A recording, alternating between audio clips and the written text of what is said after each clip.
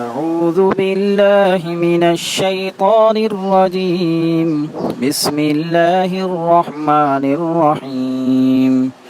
رب زدني علما اللهم نبئني بحقيقة الأشياء إلهكم إله واحد لا إله إلا هو الرحمن الرحيم لا حول ولا قوة إلا بالله۔ السلام علیکم، میں آپ کو آپ کے اپنے یوٹیوب چینل حکیم محمد طارق جاوید پر خوش آمدید کہتا ہوں۔ ہمارے یوٹیوب چینل اور اس پر اپلوڈ ہونے والی ویڈیوز کا مقصد صرف آپ کی معلومات میں اضافہ کرنا نہیں ہے، بلکہ عام عوام کو وہ علم اور شعور دینا ہے کہ وہ اپنے اور اپنے عزیزوں کے مسائل صحت کی تشخیص کرنے اور ان کے علاج تجویز کرنے کے قابل ہو سکیں۔ ایک آفاقی حقیقت اپنے ذہن میں ہمیشہ کے لیے بٹھا لیں، زندگی کے سفر میں محنت اور کوشش ہر کوئی کر سکتا ہے۔ دوسروں سے آگے بڑھنا انسانی فطرت کا تقاضا ہے۔ محنت صرف اس وقت برابر ہو سکتی ہے اگر درست سمت میں ہو، اور علاج الامراض میں درست سمت کا تعین ہی درست تشخیص کہلاتا ہے۔ اور یہ کوشش کب، کہاں، کیسے اور کس سمت میں کرنی ہے، یہی وہ راز ہے جس میں کامیابی پوشیدہ ہوتی ہے، اور یہی وہ علم ہے جو ہمیں دوسروں سے ممتاز کرتا ہے اور ہمیں ترقی کی منازل طے کرواتا ہے۔ آج کا ٹاپک ہے جسم کے کسی بھی حصہ میں پانی پڑ جانا۔ یہ پانی کسی بھی مریض کے کسی بھی حصہ جسم یا مقام میں پڑ سکتا ہے، مثلا پیٹ میں اکٹھا ہو سکتا ہے، پھیپھڑوں میں، دماغ کی جھلیوں میں، دل کی جھلیوں میں، گردوں کی جھلیوں میں یا مقام جگر پر اکٹھا ہو سکتا ہے۔ دنیا کا ہر طریقہ علاج ان سب مقامات کے اعتبار سے اس رطوبت کے اکٹھا ہونے کو علیحدہ مرض سمجھتا ہے اور اسے علیحدہ نام دیتا ہے۔ اسی طرح دنیا کا ہر طریقہ علاج ان سب مقامات کے اعتبار سے اس رطوبت کے اکٹھا ہونے کو علیحدہ مرض سمجھتا ہے اور اسے علیحدہ نام دیتا ہے۔ اسی طرح ان کا علیحدہ علیحدہ علاج تجویز کرتا ہے جو عموماً پیشاب اور ادویہ پر مشتمل ہوتا ہے۔ قدیم یونانی طب کے عاملین بھی ان سب مقامات میں رطوبت اکٹھے ہو جانے کو علیحدہ اور ایک دوسرے سے مختلف امراض خیال کرتے ہیں۔ صرف قانون مفرد ذا ہی وہ طریقہ علاج ہے جو ان سب بظاہر مختلف نظر آنے والے اور مختلف مقامات جسم پر ظاہر ہونے والی اس علامت کو ایک اصول اور قانون کے مطابق ایک مرض سمجھتا ہے اور اس کی تشریح اور توضیح بھی کرتا ہے۔ زندہ جسم مختلف قسم کے انسجا کا مجموعہ ہوتا ہے، اور جسم میں موجود کوئی بھی عضو مفرد نہیں ہوتا بلکہ مختلف ٹیشوز کا مجموعہ ہوتا ہے، اور اس جسم میں پیدا ہونے والی کوئی بھی تکلیف ہمیشہ ایک ٹیشو میں پھیلتی ہے۔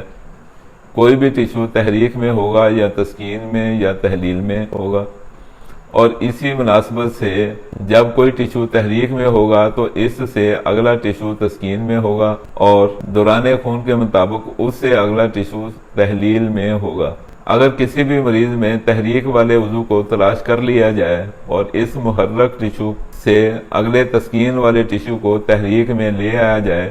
تو اس زندہ جسم کے سارے مسائل صحت خود بخود ہی حل ہو جاتے ہیں۔ اس اصول کے مطابق دیکھا جائے تو جسم انسان اور حیوان میں صفرا غدی عضلاتی تحریک میں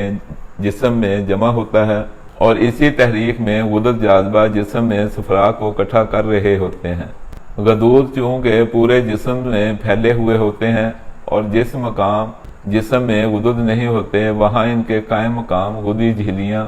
موجود ہوتی ہیں، جن کے توسط سے زندہ جسموں کے اندر موجود انسجا ایک دوسرے کے ساتھ اپنے معاملات کار جاری رکھتے ہیں۔ ایسے مریضوں میں غدد ناقلہ کا فعل سست یا ناقص ہوتا ہے، اور اگر غدد ناقلہ کے ساقط فعل کو جاری کر دیا جائے تو زندہ جسموں میں رکا ہوا صفرا اخراج پانے لگتا ہے، اور نتیجہ میں جسم کے اندر رکے ہوئے صفراوی مادے اور رطوبات اپنے طبعی راستے سے خارج ہو جاتے ہیں، اور چونکہ جسم کا طبعی نظام بحال ہو جاتا ہے اس لیے ان مادوں کا دوبارہ جسم میں رکنے اور اکٹھا ہونے کا احتمال بھی نہیں رہتا۔ اس سے کچھ فرق نہیں پڑتا کہ وہ حصہ جسم میں رکنے والے صفراوی مادے کس مقام پر رکے تھے۔ علاج کے دوران یہ معالج کی معاملہ فہمی پر منحصر ہے کہ غدے عضلاتی یعنی گرم خشک تحریک کو غدے اعصابی یعنی گرم تر تحریک میں بدل کر صفرا کا جسم سے خارج کرے، یا غدے اعصابی کے ساتھ اعصابی غدے تحریک کو ملا کر جسم میں بچ جانے والے صفرا کو بلغم میں بدلنے کا اہتمام کرے، اور اگر ضرورت محسوس کرے تو جسم میں موجود اضافی اعصابی غدی بلغمی مواد کو اعصابی عضلاتی تحریک کی ادویات یا اغذیہ دے کر ایک توازن اور اعتدال پیدا کرتے ہوئے مریض کی صحت کو مستقل بحال کرنے کا بندوبست کرے۔ یاد رکھیں، ایلوپیتھک طریقہ علاج کی جراثیمی تھیوری ایک شعبہ کے علاوہ کچھ بھی نہیں،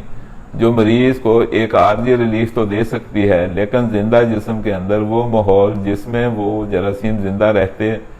اور خوب پرورش پاتے ہیں کو جب تک نہ بدلا جائے، ان جراثیم کی پیدائش اور نمو جاری رہتی ہے۔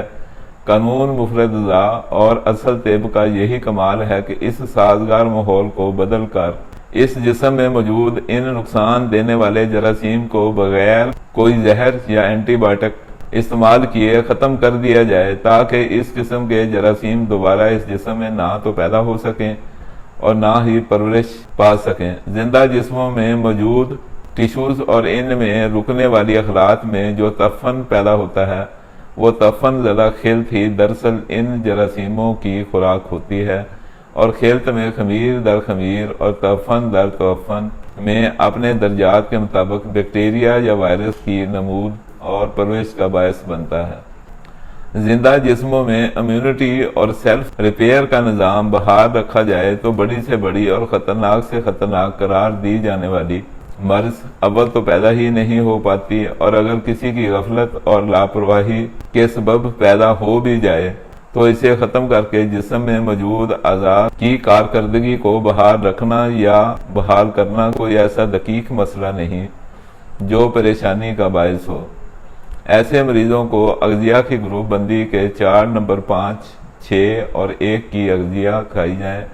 اور فارماکوپیا قانون مفرد ذا کے غدی اعصابی ملین اور مسل ضرورت کے مطابق استعمال کروائے جائیں، اور ان کے ساتھ یہ نسخہ حسب برداشت مریض اور حسب ضرورت مقدار میں استعمال کروایا جائے تو پورے جسم میں کسی بھی جگہ پر پانی موجود ہو جو کہ اصل میں تعفن زدہ صفرا ہی ہوتا ہے، بذریعہ پخانہ جسم سے خارج ہو جاتا ہے، مریض کو کمزوری بھی نہیں ہوتی، اور مایوس ترین مریضوں کی صحت بھی فوراً بحال ہو جاتی ہے۔ ٹروکار یا مشین سے متعلقہ اعضاء سے عارضی فائدہ حاصل کرنے کے پانی نکالنے کی بھی ضرورت نہیں رہتی۔ مریض کا باپرہیز علاج جاری رکھا جائے تو مریض کی صحت بھی بحال ہو جاتی ہے اور مریض زندگی کی طرف بھی لوٹ آتا ہے۔ نسخہ نوٹ فرما رہے ہیں: پارا صاف شدہ 10 گرام اور کلمی شورا معدنی 100 گرام۔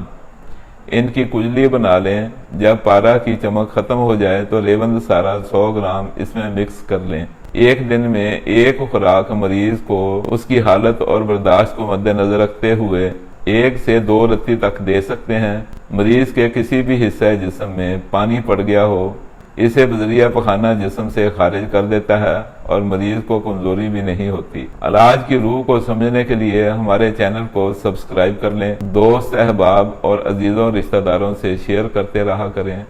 کسی کا بھی کوئی سا بھی مسئلہ صحت کا ہو، اسے حل کرنے کے لیے ہمارے اس چینل پر موجود ویڈیوز کو دیکھتے رہا کریں۔ ان کے علاوہ اگر کوئی اور صحت کا مسئلہ ہو تو ہم سے پوچھیں۔ اس کے لیے اگر ہمارے چینل پر پہلے سے موجود ویڈیوز موجود نہ ہوئی تو ہم نئی ویڈیو بنا کر اپلوڈ کر دیں گے۔ دعاؤں میں یاد رکھیں۔ والسلام علیکم ورحمۃ اللہ وبرکاتہ۔